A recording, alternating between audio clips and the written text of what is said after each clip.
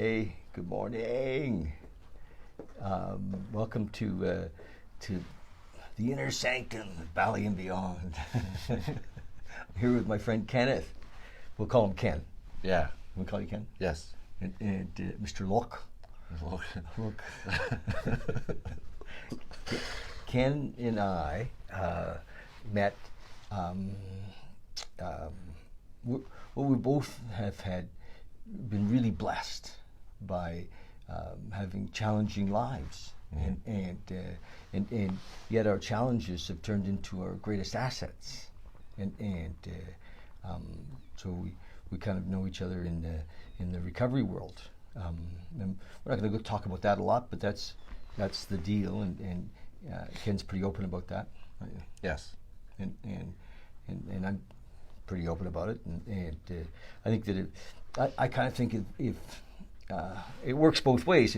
If we tell everybody that we're in recovery and then we go back out drinking, it's like, oh shit, recovery doesn't work.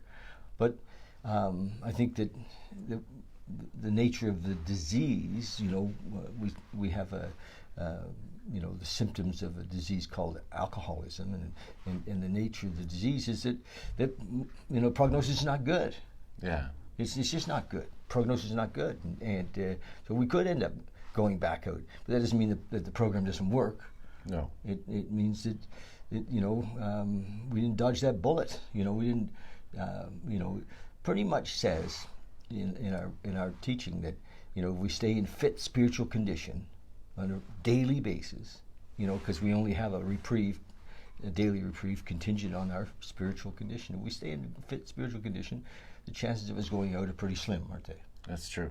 And so anyway, that's kind of where we met, and I had no idea Ken's an artist, and yet I don't know that much about art, and I don't. It's not my thing really. I guess I'm not very cultured, and you are. Well, thanks. I guess. Well, you are. Tell us about your. Well, talk about whatever you like. Well, yeah. I mean, I am an artist. It's not a glorious lifestyle by any means. I think that it's something that's born out of observation, I think. Well, you have some talent. Yeah. Hopefully. Yeah. Because I take pictures and I don't get much of a following. I can tell you that. You do some amazing stuff. Thank you. Yes, you do. I was saying it. We drove up here together a few minutes ago, and I like the style of it, and of how you take pictures of people, mostly people, right? Mostly people. I've done other things, but yeah. But there's usually people involved in the photo. Yeah. And it's not like architecture or wildlife, or landscape. It's definitely people for sure. Yeah. But somehow, and I'm sure if you sat down and showed me all the things you do to a picture, that it would probably look like, oh, that's easy. But you do it. You've learned it, and so your stuff is just pops. Well, thanks. Yeah. I think that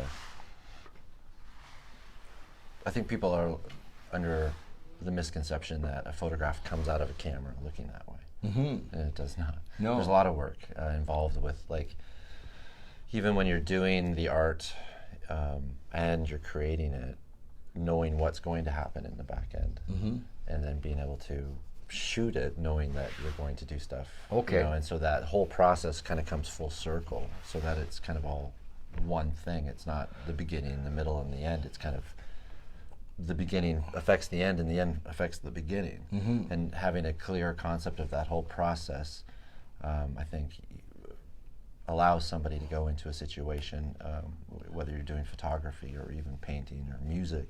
Do you paint? Well, I went to university for oil painting and sculpture, so I'm actually a trained oil painter and sketch artist and sculptor, and I'm saying all the time. and I think that allowed me to transition into photography really easily because of lighting, knowing the lighting, knowing the direction of the light, and I think that all art is like our sophisticated light. Art is light. Yeah, well, I do, because it's properly placed, actually. Is it? Yeah, actually, it's really nice.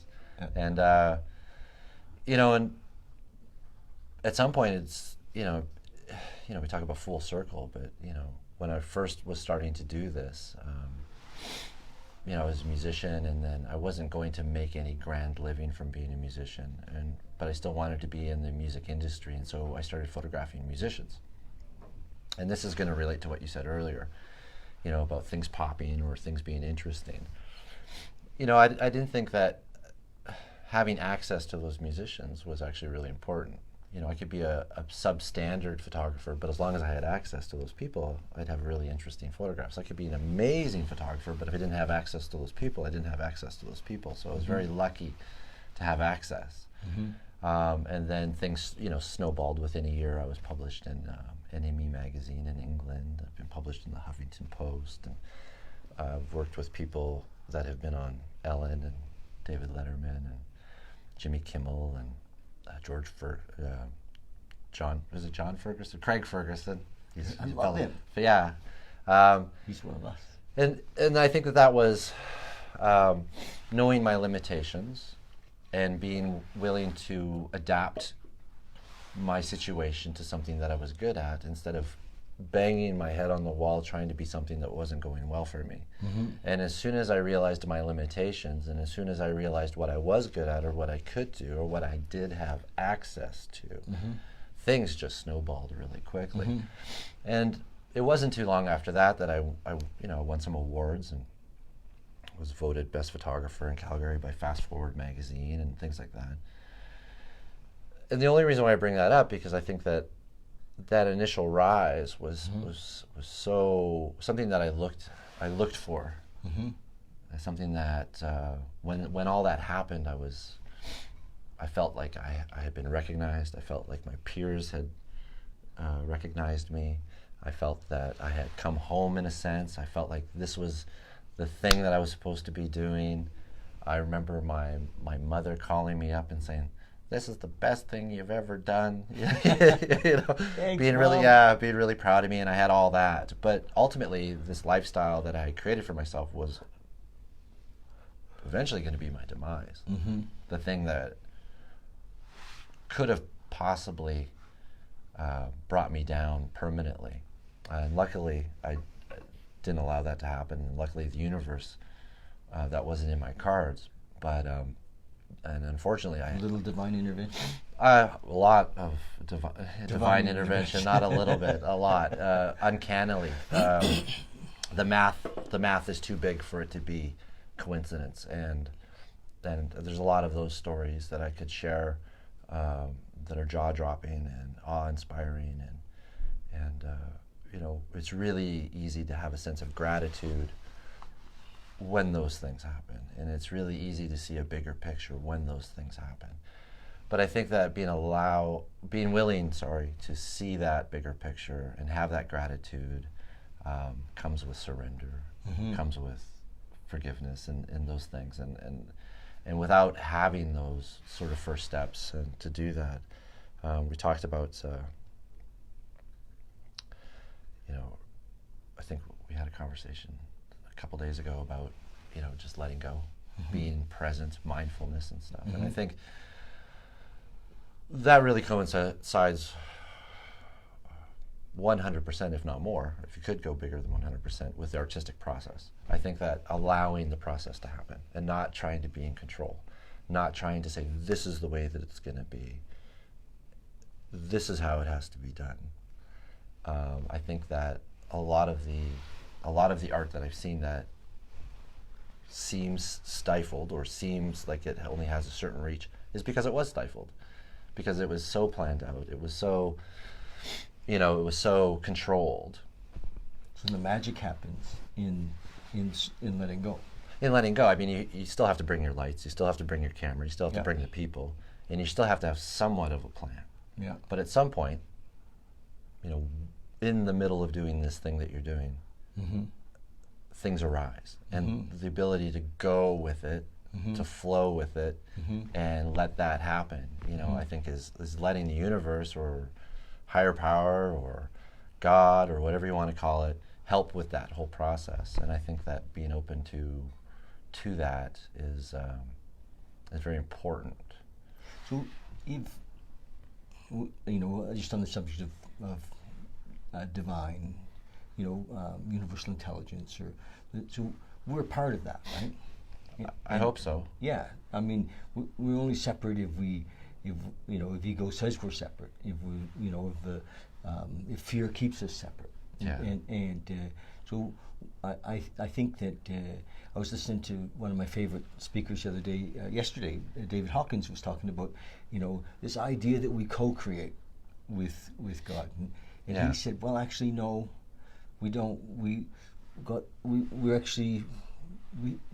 are part of that energy. So we're not separate from co-creating. It's actually flowing in us, and when we open to that possibility that flows through us, that we are part of that energy. Either, you know, it says in our 12-step book, either God is or he isn't, either he's everything or he's nothing. Nothing, yeah. And so if he's everything, I usually my mind says, yeah, everything but me. That's funny. Because I'm separate. Yeah, I'm special. Yeah. You're all God. Yeah. But, you know. No, and I agree with that 100%. There's many times when I've seen something unfold, whether it's art or just life. And I think the secret to living life is live it like creating art. In the moment, allowing things to happen, not trying to control everything, and letting beauty happen. Instead of trying to stop beauty. Sometimes, I mean, things will go off rails, and sometimes situations will turn. But the power to rein that back in is within us, and the power to choose which way to sail the ship. One of my first meetings I ever went to was one of the topics was sailing stormy seas. And then yeah, we know about that. Yeah, we do. But then at some point, I was just like, why don't I just sail on a different ocean? Why do I keep choosing the stormy sea? Like, why don't I go find some calmer water somewhere? Yeah. Right. And you know, and this idea that we're on this ocean, we have to be on this ocean, we have to ride in this boat. Well, no, I don't. You know, I can choose. I can choose which ocean to sail on. I can choose which stormy sea to navigate. I can choose whether to be in what boat that I'm in. And but yeah. Imagine, I mean, that the stormy sea was the impetus of our growth. It was without the stormy sea, we could still be in blissful ignorance. No, it's true. Yeah, you don't know the difference between a calm sea and a stormy sea unless you've been on both. Been on both. Yeah. What a gift. Yeah. No, so I agree with you. Yeah. 100%. Sometimes I think I got to be careful what I ask for. Yeah. You know. That's true. Because my prayer is often, you know, to show me the big picture. You know, help me to be closer to you know, God as I understand Him, and then, you know, the next thing I know, everything's falling apart. That was a big example that I always loved was, be careful what you pray for. I love that because it may not come the way you thought. No, and you know, like just the simple act of praying for patience. Well, there's a good possibility after you do that the universe is going to show you a bunch of people that test your patience. Right? Yeah, right. Yeah. So you know, but then who are you going to blame? You know, I asked for it. Yeah. You know, I prayed for that. You know, and I've prayed for many things and then gotten them, and then realized I didn't want them, and they were the worst thing that I could have asked for. Oh, many times. You know, so like another gram of cocaine. Yeah, or the money for the gram. Yeah, just relationships that I thought I wanted that were the last thing I needed. That's the thing. The longer I'm kind of in this, you know, spiritual program, the more I realize that I don't know what's best for me. You know, I just have to turn over, surrender every day. Just keep saying yes. You know, thank you, and just keep surrendering. Because when I'm running the show, you know, which then has me asking for, you know, everything, sunny weather so I can ride my motorcycle. You know, I mean, just Yeah. I'm running the show. Usually, it's a mess. Forgive me, but you know, when I'm tuned in though, you know, things seem to go way. You know, you just have to trust that everything's actually unfolding as it should. Really, truly is. Yeah. Well, I think It's hard though. it is hard. I mean, I can only speak for myself, and I don't ever assume to speak for anybody else, and I don't ever assume to speak for anyone else's recovery. But for me, You can talk about mine. for me, you know, my brain lies to me all the time. Oh fuck yeah! And my brain tells me things that aren't true, or are based on a small truth but exaggerates it. And then my ego or my fear or my trauma that has all created this really just broken version of myself. And by broken, I mean in pieces, fragmented, and not connected. And, you know, I don't want to say, because this is my ego speaking, I don't want to say, well, I'm glad for that relationship because it taught me a lot. But it's true. Or I'm really happy for that horrible job that I had because it taught me a lot. I don't want to say that, but it's true. I want to live in resentment. I want to be angry at people. And the way that my brain works is either I'm completely forgiving, completely surrendering, completely living in the moment, grateful, or I'm plotting absolute revenge. right? No middle ground. No middle ground, right? Yeah. And so I'm you. either the worst person or the best person. And I've been living over here successfully. Yeah. And I think it's through the help of other people and talking and, you know, going to whatever fellowship that I go to and talking to the people that I talk to. And helping others. And helping others. Key. I'm really fortunate in that my art is a form of working with others and helping others. There really is no greater joy, and I know that this isn't recovery necessarily, but for me there's no greater joy than making someone feel beautiful and making somebody feel confident. Well, they are beautiful. You're just bringing it out. Yeah, the way that I see it. Yeah. And your pictures seem to do that, you know. Well, hopefully, and I think that's Take some the really biggest ugly thing. people and make them look beautiful. I'm kidding. That's why I never take a picture of myself. I'm going to today. Oh, yeah. Yeah. I guess so, a snapshot of that. But you know, when someone comes back to me and goes, wow, I didn't even recognize myself. Yeah. You know, and that's a pretty powerful feeling, to have that end result, or to have the point where somebody is, you know, sees something in themselves that they didn't see, and then to be able to help them see that. Oh, and then they, in turn, help me because I see things in people. There really is no sort of faster way to compassion than being a portrait photographer. Wow, you know, when you're looking into people's eyes and seeing them, and you know, and the emotions that somebody goes through while they're standing in front of you, nervousness, sadness, happiness, laughing, serious, you know, all that, and seeing all that happen right in front of you, and you're documenting it, and you're grabbing it, and then showing it back to that person. Wow. Yeah. Beautiful. Yeah, but it's true. Yep. And there is no pretense at that moment. I always tell people, don't smile. I don't want a fake smile. You can go to Walmart, they'll make you a fake smile. you know, when you come to my studio, I want real. Do you have a studio? Yeah, I have a home studio. Do you? Yeah. Nice. Yeah. Did you lose your coffee? No, I got it. James, will you take a picture of us? Like with, and get this in it, you know, so, yeah. Thanks, you guys. We're just, you know, we're just hanging out. Do you want me to pose? Yeah. Do a duck face?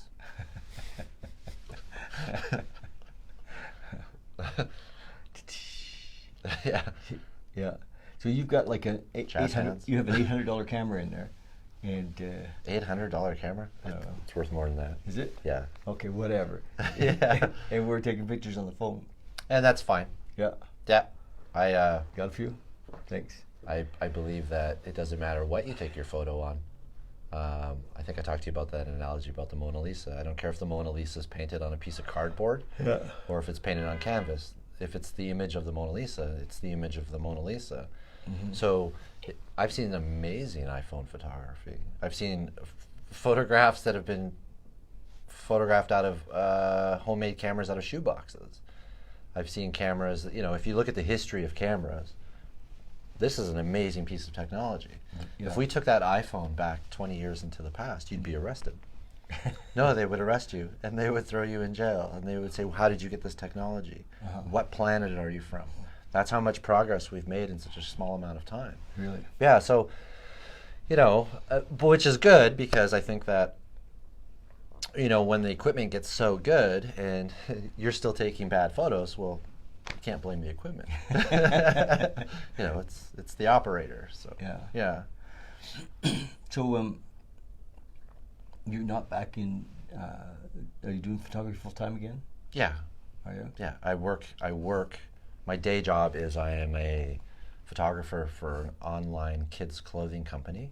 Wow. And we donate our clothes that aren't usable to women's shelters that for domestic violence, abused women and their children who found themselves in really horrible situations. And so I've toured those facilities and I've seen the kids and I've it's good to do that. My partner that I'm with now is an executive director of a women's domestic violence shelter as well, and so there's a lot of good energy that is being placed in the things that I do now. My day job affords me to do my artistic job, which I do get paid for. Well, somebody comes to my studio and they ask me to photograph them, I get paid. Ongoing rate, it's $300 an hour for a photographer of that level. So it's not all the time that I'm always doing that. There was a time that I was always doing that, but those were the times when I got in trouble with the lifestyle and stuff. And so now it's a tempering of, I don't always have to be busy. Yeah. And I don't always have to charge. I've been doing free photo shoots with single mothers who maybe can't afford to have family photos with their kids. Nice. And I've been doing. I'm going to send you some. Don't send me too many. It's List just I kind of leave it up to the universe as they pop up. I'm not putting it out there. I'm part of the universe. Yeah. Okay. And then as they pop up, I make that decision. I look at my calendar. I look at what I'm able to do, and because I need to. In my new life and in my new recovery, I have to absolutely be protective over my time. I have to absolutely be protective over my stillness and my calmness. And if that gets disrupted, then everything else gets disrupted. So the tools to recover. Yeah, so that I do find that when I am creative, I'm more effectively creative. I am more conscious. Did you go to Russell Brand the other night? I did. Yes. I wish we'd gotten a photo shoot with him. Yeah, that would have been good. Yeah. Yeah, but you actually can't just do that. You can't just go, hey, Russell, you want to come on over? You have to contact their management. I remember contacting Zach Galifianakis, contacting him and said, hey, do you want to do a photo shoot? He's a comedian. Yeah. Everyone out there will know. Yeah. And then just immediately just management. And it was just like it was really interesting. And then other people were, it depends on who you ask. I contacted Patton Oswalt once, and he personally got back to me. That was nice, to be personally rejected instead of just through management. No. Yeah. Who the fuck do you think you are? But even to have that conversation is Yeah. really cool. And then I like to tell this story. It's about Art Bergman, who's a punk legend, and he was in a couple bands that were very defining for the music industry in 1979, I believe, called the Young Canadians and the K-Tels. And I had seen him when I was maybe 17 or 18 in a punk bar in Regina, Saskatchewan. He was traveling with a couple bands, and he had been kicked off the tour, but not kicked off the tour from playing, but he wasn't allowed to travel with the other bands because he was a notorious bad boy. And his band had left him as well. And so he just came in with a guitar, got on stage, started playing, threw his guitar down on the ground, laid on the stage, lit up a cigarette, and just started talking about, I think, how much he hated his mom and how much he hated his sister at the time. I don't know what I was on at that show. It was probably something, but I remember looking at that and going, this is the best concert I've ever seen in my life. And then full circle, 20 years later, I had done some work with some people, and I contacted Art Bergman. Mm-hmm. I found him, I contacted his people, and I said, hey Art, I would really like to photograph with you. Would you please look at my stuff and get back to me? And I thought the last reported sighting of him was in Vancouver. Mm-hmm. So I said, I would be willing to fly out there to make that happen. And then he got back to me, I think it was 2 days later, and he said, absolutely, I want to work with you. And he said, but there's one problem. And I said, well, what's that problem? And he said, I live in Airdrie, which is just outside of Calgary. And he drove over the next day in his minivan. And then he's playing guitar to my, I think, 2-year-old daughter at the time in my living room. And I ended up being friends with him. I ended up playing chess with him. And I ended up doing 2 album covers for him, one of which got nominated for Polaris Music Prize. And the reason why I tell that story isn't because of the art or the whatever. It's just simply to learn to ask. Mm-hmm. Nice. Just ask. Yeah. Because I know what happens when you don't ask. Nothing. It's always a no if you don't ask. Yeah. So just ask, right? And a lot of times, most of the time, people are like, yeah, sure. You know. So that that relationship, was a long one in the making, and to have that come full circle from my childhood to then working with the gentleman. Yeah. Living in Airdrie. Yeah.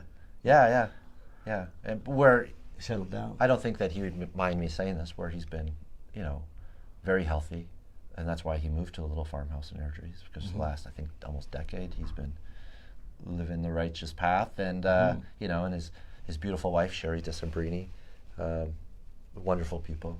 Yeah, doing the spiritual work. Yeah. Nice. Yeah. That's so cool. So I think it's really cool that your story, where that got you to recovery, ended up so that you were unable to take photography, to be a photographer for a while. You kind of really bottomed out, didn't you? Yeah, I lost everything. I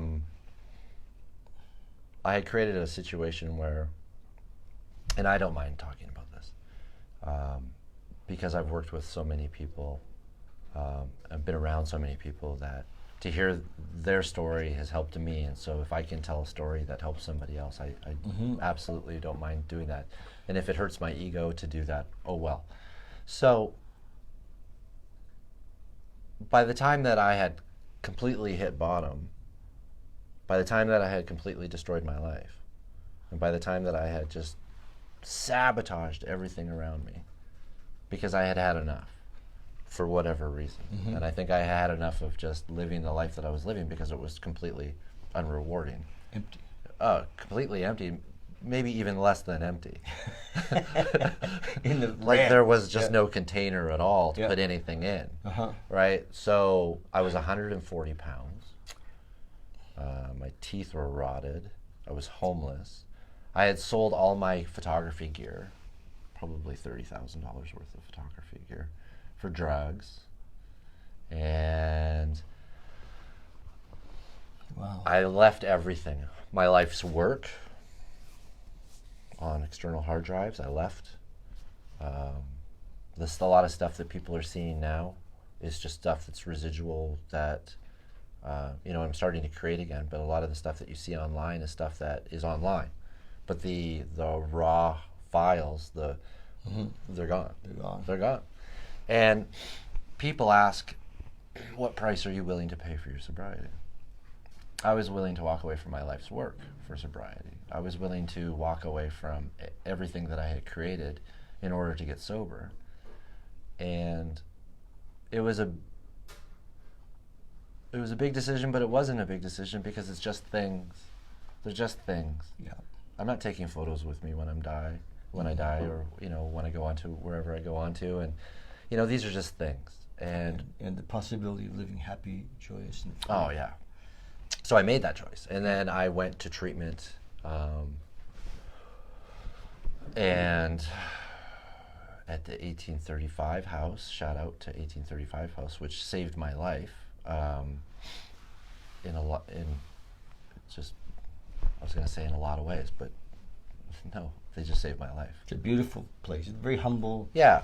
We've been there since the 70s. Yeah, and they have plaques of people who have 1 year sobriety. Hundreds and hundreds. 1,600 plaques. Men who come through there and stayed sober. Of 1 year sobriety. Yeah. 1,600 years of sobriety on the wall.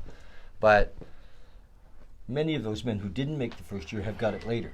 got it later. Yeah, there's probably I don't thousands. suggest that, by the way, as a program of recovery. What? Try to get it right the first time. Oh, if yeah, you yeah. can. I mean, many are dead. Many didn't get it. That's true. In the 15 months that I was there, I had 11 gentlemen who I talked to like this pass away. Wow. Almost one a month. Yeah. The biggest reason is that they get clean, they get sober, their tolerance goes down, and then they go back out and they use the same amount, and then it kills them. So then, well, the biggest reason is because of selfishness, self-centeredness, and arrogance. Right? I mean, the big reason comes before the tolerance. When they go back out because of fear and pain and trauma, fear, pain, which I think creates ego and arrogance, as a mask to, if I put up this hard wall of arrogance, then I don't have to address the fact that I'm just hurt. And I don't have to address the fact that I'm in pain. And I don't want anyone else to see that. Which is, once I've done that, the most amazing thing I've ever done in my life. To be able to open up like that. I can't imagine a life now where I don't do that. Yeah. Isn't that weird? Well, So many years protecting myself, so many years trying to create that shell, and then when I finally learned to open up and to get rid of that stuff, I can't imagine living any other way. Yeah. One of the, talked about humility. One of the things that they suggested at treatment was because I went on to transitional living where I lived there for a year because I didn't trust myself to make, $2,000 paycheck and sit at home by myself. Well, you can't trust yourself. Well, at that time, I didn't trust myself. And so I stayed in transitional living for a year, and one of the things that they suggested was to find a job that taught me humility. And so I became a dishwasher for a year at various places and scrubbed dishes for a year. And then eventually humility became self-worth. And then I was like, I don't need to be a dishwasher anymore. And then I moved on and went back. And luckily I had my photography waiting for me. A lot of people don't. They have to reinvent themselves. They have to create a new life. So luckily I had that waiting for me, so that when I was just willing to pick it back up again, I was able to do that. But that place taught me a lot. It taught me a lot about not controlling, and it taught me a lot about humility. It taught me a lot about gratitude. It also taught me about, just the past is the past. It doesn't exist anymore. To learn from it, and to let it control my life, and to let it control my future actions is reckless, and moving on. If we can see that. Yeah. I found for me the best way for me to stay conscious of that is working with others. Yeah. If I'm not, for me, if I'm not in the trenches with new guys all the time, it's so easy for me, even after all these years, to get back into self-pity or back into, what about me? To become back into a selfish lifestyle. And so somehow, because I've been clean and sober many, many years, there was years when I didn't have to do so much of that. But I find now that the road is so narrow, the path of consciousness or spiritual awakening is it's become almost razor edge, and so the thing that keeps me is helping others, because I see myself, in them all the time. It's like, oh wow, and I'm also not thinking about me when I'm working with others. So it's the real gift of how that program's structured, isn't it? Yes. You know, without that step, the 12th step where we carry the message, without that, I think we're destined to go back out. You know, I think that people think that because they got their job back, or because they got, often in recovery we see them all the time, they got the family back, they got the wife back, they got a new wife, whatever, and or a new husband, and they forget to keep giving it away, and they later they say, I don't know what happened. Yeah. I was at a wedding and somebody slid me a glass of wine, and I've been drunk for 2 years. Yeah. You know, 2 years later. Yeah. No, yeah, and that's I've seen it. Yeah. Yeah, and it's a real thing. It's not a fairy tale. That stuff happens. And it can happen to anybody. It's not a fairy tale. I love how people are like, not me. I got it. I got it, and then it's like, and then I'll you see them a month later, and they're like, oh well, you know. But you know, I am the product of the grace of others. Mm-hmm. And the grace of God. Yeah, you know, when I had lost all my equipment, I remember, and this is one of those God shots I talk about. I was there with my daughter, and it was in the community of Marda Loop, and we were going to leave. I'm like, oh, no, let's wait like 5 more minutes. And we were going to leave. I was like, wait, let's wait 5 more minutes. Like an event? No, just to leave. Oh. No, it was just, I was sitting on a bench, having a coffee at the recovery place with my daughter, and we were going to go catch the bus. I'm like, 5 more minutes. Okay. And I did that like 3 times. And then we finally stand up and we come around the corner, and there's a gentleman standing there that I had ripped off for $150 back in the day. And he's staring right at me. And he's a fellow photographer. Yeah. And I had offered a lesson. I didn't honor it, and I had spent it on whatever else I spent it on. And I'm staring right at him. I got my daughter. I'm not going to run. No. And so, you're in recovery. Yeah. You don't run. This is an amend coming right up to me. And the first thing he asks, not like, hey, where's my money? Why did you rip me off? He said, how come I haven't seen any new photographs from you being posted? What have you been? Oh. So I told him the story. I told him about everything. I told him about being a dishwasher. I told him about, you know, ruining my life and just bringing it down and burning it and sabotaging it. And I told him that because I worked as a dishwasher, I don't know when I could ever afford another $3,000 to $4,000 professional camera. And this man who I ripped off for $150 said, come into my house, where he then handed me a professional camera with all of the cables, with all of the memory cards, with a lens, and he didn't want any payment for the camera. He didn't want any. He just wanted me to pay for the lens, which was a $200 lens, plus the $150 which I had ripped him off for. It's $350. And I said, well, I don't have $350. He said, you can pay me $50 a month. You can afford that as a dishwasher, can't you? And I said, yeah. And I did. I paid him back. Wow. And now the camera that I use in my studio, I've got other gear, you know, I've been able to purchase better gear, but the camera I will always keep. And the camera is the camera that I'm using because that is the camera that the universe gave to me. Here's your new tools. Because he didn't just give me back faith, he gave me back my art. And to see that compassion in somebody else who should be angry at me, but chose not to be, should be resentful, but chose not to be, but then even further went on to help me. You know, that, you know, it's very hard for me to even tell the story without getting emotional about it, but it's a big moment in my life. Yeah. A true story. Yeah, of course. Yeah. A beautiful story. Yeah. But we're talking about but for the grace of God and but for the grace of others. Yeah. Like if somebody had reached out to me and helped me, and so how could I refuse doing that for other people? Yeah. You know, how hypocritical would that be? Yeah. How ungrateful would that be? Yeah. For me to, I mean, what's the alternative to live like that, right? I look forward to maybe doing some of that together. Okay. Yeah. That's our plan, isn't it? We're going to do that right now? We are just doing it. Jump in the van. Go to the Alpha House. Yeah. Hey guys. I was at Alpha last Tuesday night. Oh yeah, how did that go? It was great. Yeah. It was great. I got to speak there, and That's nice. It was beautiful. Yeah. It really was. Yeah. There were some people there I knew, and yeah, Yeah, it's a lot of folks don't realize, people that are probably watching us even today, that how devastating addiction and alcoholism can be, and how it takes good men and good women, to the mats and the alpha house. That's true. That's the extreme, of course, but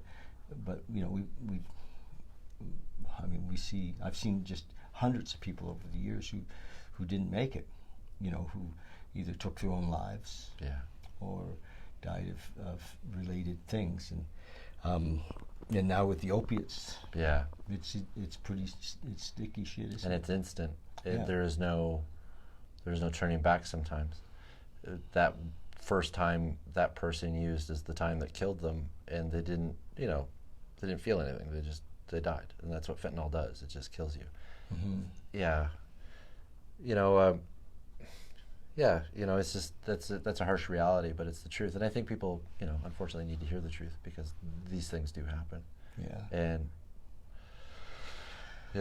how can we lighten it up? Yeah. So the truth is that for both of us, we've got amazing lives, and sometimes challenging, but amazing lives, and families, and I'm blessed with kids and grandkids, and all because my daughter was 6 months old when I sobered up, when I was 25. Nice. And now she has twins, and so it's just there is the possibility of having an amazing life in sobriety. Absolutely, and I think also redefining what successful means. Yes. What does successful mean? Does successful mean I'm rich? Does successful mean I have all these things? Or does success mean I'm healthy spiritually? I'm healthy with people. I'm no longer sabotaging myself. I'm at peace. I can live in the moment. I'm not always manic. I'm not, for me, the meaning of success is more slanted towards that peaceful living Living relationships. than having all the things. I've had all the things. Mm-hmm. I've had those things. Yeah. Not one of them made me happy. No. Not one. No. And so I think people, should come to the realization that I need to reevaluate what it means to be successful, Mm-hmm. and then live on those terms. Yeah. Yeah. Well, that's what we're doing. That's what we're doing. Yes. Well, congratulations on on picking up your art. Yeah, thank you.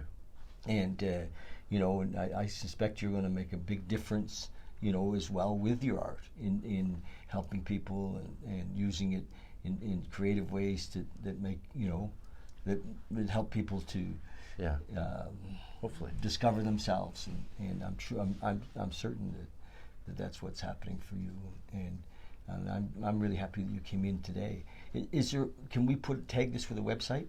Yeah, I'll do that. Okay. Yeah, I'll give you that. So there's a website if you ever want to get in touch with Ken, and have a photo shoot or whatever, and a Facebook page. You have a Facebook page? I got a Facebook page up. Instagram. Yeah, his pictures are awesome. Oh, thanks. And I would just like to say thank you so much for having me. I was nervous, to come here, because I just, talking about stuff like this, but I'm really glad that I did. I feel really at home here. Great energy. You're a good soul. And so thank you so much. Thank you. And thanks, James. Glad you came, yeah. Thanks, James. Thanks, James. Behind the camera. Yeah, thanks, Michelle. And Michelle, even further behind the camera. Our crew. So we're still over on 42nd Avenue, and pretty soon the end of this space, and we're moving into a new unknown. We're moving into an unknown. Oh. And we're going to be in a new space, and actually may have a much bigger meditation space. We have meditation group here on Monday nights. I do. Yeah. I just found that out, though. Yeah. I'd love to have you come and sit with us. Do you meditate? I do. Do you? I do. What do you think of my little meditation space? I like this. Aren't they great? Yeah. I think, I digress a little bit, but I think I need to mention them. I think that if people have like a designated space or a designated stool to sit on for their meditation, they're more likely to do it. And you can pick those up at Bali and beyond.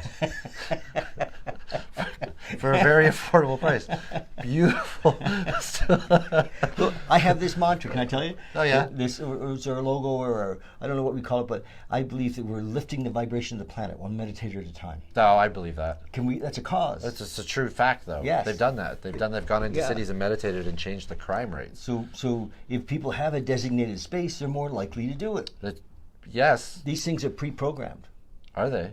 They'll call you in the morning. Be Kenneth, Yeah. Kenneth, Yeah. come sit on me. Oh, wow. Yeah, just like that. No, the stool. Wow. That's my kind of stool. And the other thing is, I tell people that they're not meditation stools; that they're transportation vehicles. Oh yeah, that's a good. Isn't it? way And to that put it. and these will skyrocket you into the fourth dimension It's of true. reality. Yeah. Do you know the fourth dimension of reality? I do. Yes, fourth dimension of existence. Yes, I do. We've heard about that. Yes. And we're there, right?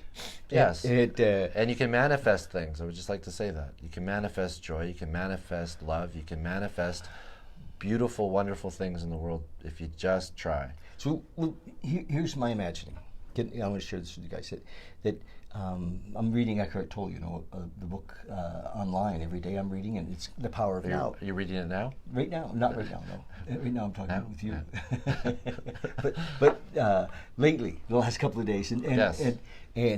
so Eckhart says that everything that is, or was, or ever will be is now. Yeah. Everything's now, and all access to any power is in the now. We're totally powerless outside of this moment, and so when we meditate or pray, it brings us into the moment. Into consciousness, into the moment, and I think that's what happens with meditation is we get present, and so what I teach people is, because a lot of times people come and they say, oh, I can't meditate, my mind won't stop, and so I talk to them about their mind, because their mind is a tool. And I said, look, it's a beautiful tool. As a matter of fact, it's a fucking amazing tool. Its job is to look after us, and it's always scurrying around trying to take care of things. So be nice to it. You know? And say, look, it's okay, we're going to meditate. And just ask it to relax while we meditate. And so the mind will calm down and start to trust that your meditation is not against it. Yeah. And because the mind, when we're in our ego or in our mind, we often think everything's against us, right? Yes. And I always assume the worst. Yes, and so we tell the mind, it's okay, relax, we're just going to meditate. And then we use the breath to come into the moment, and we get present. And then when we touch that space, that moment, that right nowness, there's bliss. There's peace beyond all understanding. There's this thing that can't even be spoken of. Call it God, call it infinite intelligence, call it the moment. It's all right there, right? How can I meet God outside of the moment? I really can't. I can only meet him when I'm present. And so meditation helps us to be present. I think gratitude helps us to be present. I think it's a really powerful tool. Isn't Gratitude. it? Yes. Yeah. And service. Yes. So when we're helping, committing our life to service, to helping like newcomers or working with people in recovery, because what's beautiful is that if we're in recovery, we have endless supply of people to work with. That's true. It just keeps coming. Just keeps coming. There's no end to the work that can be done. So when we're doing work for others, with love in our hearts, we're present, and access that power. So meditation, I think, is one of the ways to get to this moment. And Eckhart talks about in his book, The Power of Now. I'm reading it on a regular basis on my Facebook page. If you want to just check those readings out, they're really cool. Or on YouTube as well. We have a channel on YouTube. I'd love it if you go there. Anyway, that's my little marketing thing, just to share. I completely agree. The things that we're doing with the nowness of it. Yes. Yeah. Yeah. And whenever I'm in fear, it's always about something in the future. Nothing now. Yeah, no. Yeah. And or it could be in the past. What did she mean by that? Yeah, I should have said this. I should have said this. Could be both. Could be both. Both Yeah. at the same time. Yeah. Yeah. And so when there's a little trick, I call it a hack, a little, a life hack. A life hack, yes. When fear comes up, and fear, I think everybody knows about fear. When fear comes up, the little hack is that I say, God, please remove my fear. Show me what you have me to be. And it's actually in on the fourth step. Yeah, asking for help. And the humility of actually asking seems to bring us, boom, Absolutely. into the moment. Humility is a great tool as well. People say that to me. They've often said that quote that God only gives me things that I can handle. And I completely disagree with that. I think God gives me a lot of things that I can't handle. But, So you turn to Him. but in doing so, it shows me my limitations, and it shows me when I need to ask for help. Yes. Yeah. Awesome. Good for you. I think we could finish with that. We should. Yeah, we will. Okay. Okay, we love you guys. Bye. Thanks for watching, and talk to you soon. Cheers. Bye. Ciao.